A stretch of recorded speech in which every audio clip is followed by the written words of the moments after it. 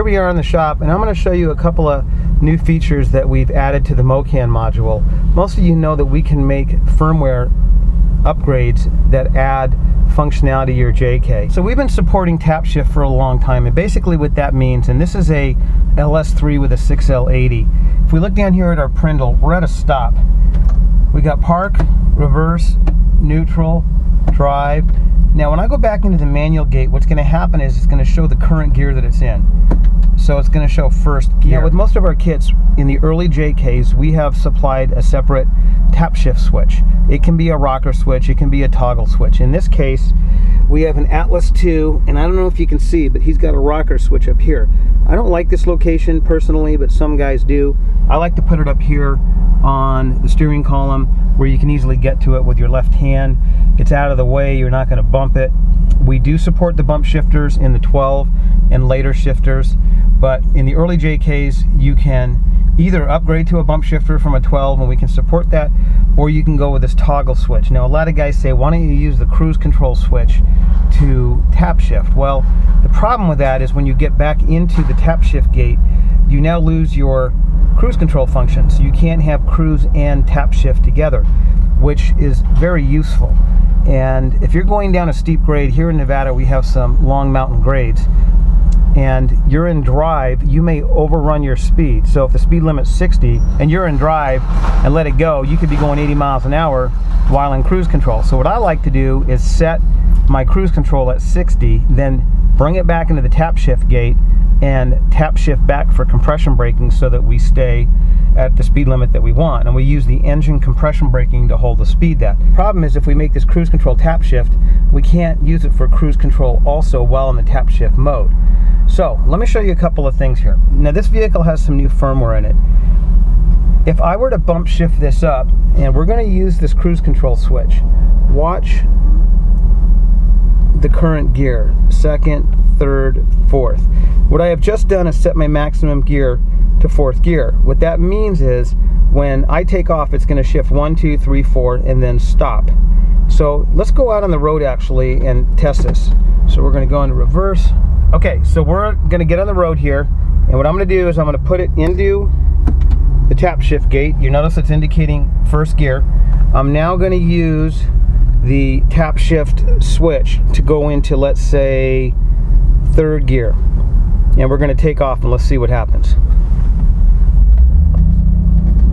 1, 2, 3, and that's it. We're going to stop right there. Now I can come back here, Tapshift up, fourth, fifth, sixth, which is going to go to drive. We're using D as our indicator now with the new 8 speeds, or I can downshift, fifth, fourth, third. Now here's the problem. I can't set cruise control if I'm in this Tapshift gate. So if I want to be in third, I'm going down a steep hill, I can't set cruise control. So let me show you what we did. Let's go back into drive, turn our cruise on, set our speed. We are now in cruise control. We're going to bring it back into the Tapshift gate. You can see we're in fifth gear, and we can now Tapshift. Fourth, third, fourth, fifth. So now we have tap in cruise. I'm okay with this. This means I can now go down a steep hill and control my speed while in cruise control and using manual mode at the same time. So here we are in cruise control, 30 miles an hour in the Tapshift mode. I can tap down, I can tap up, and we're going to hold that speed. Let's say we want to go a little bit faster. Come back into drive, speed up to 35, reset our speed on the cruise control. We're going more like 36. Come back into Tapshift, and now we've reset our speed. I can downshift, I can upshift, I got to stop. Don't have to get out of the Tapshift gate, just hit the brake, and cruise control turns off even while in the Tapshift mode. So this really does add functionality. It allows us now to run this cruise control switch properly, which means we're not losing cruise control in tap. We're maintaining that functionality. So if you're going up or down a long grade and you want to shift your gears while in cruise control, which is very useful in my opinion, you're not losing that functionality. I will say that the Mocan module is very versatile. It will accept discrete inputs for tap shift. What that means is if you want to use paddles, if you want to use buttons on the floor, if you want to use a rocker switch, whatever you want to use, you can put a discrete signal into the Mocan module and use that for tap shift. On the late model JKs, obviously you're going to use bump shift. On the early model JKs, this is now an option. Now you will notice that when we came to a stop, we were set at 4th gear, so it has limited our top gear to 4th gear because we're still in the tap shift gate. If I want to bump up, come back here, bump up.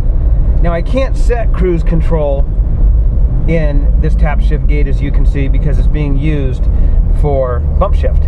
But if I bring it up to drive, then hit my tap shift lever, we are now in tap shift, and I can hit the brake and cancel it because we got a brake light coming up.